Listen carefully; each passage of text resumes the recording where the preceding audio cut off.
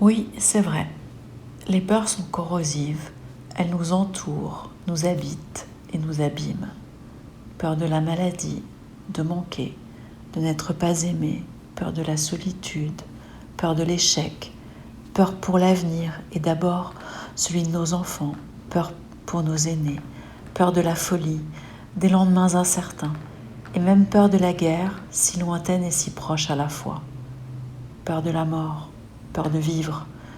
Toutes ces peurs, dont la liste n'est pas exhaustive, nous ramènent à la fragilité de la condition humaine. Face à elles, faut-il capituler, se résigner ou les affronter ? Derrière la peur, il peut y avoir des faits réels, objectifs, ou des angoisses qui ne reposent que sur des perceptions.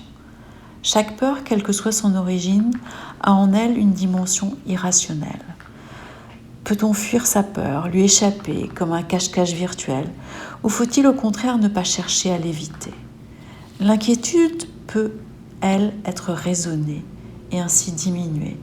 Par contre, la peur panique, échappe à tout contrôle et à toute raison. On ne cherchera pas à la repousser, ni à la comprendre, ni à la nier. On va l'accepter, tout en lui disant qu'on ne sait pas pourquoi elle est là. Mais par contre, on sait qu'elle va repartir comme elle est arrivée. Ainsi, on va l'affronter de façon stratégique. Et on se souviendra que toute peur affrontée se transforme en courage.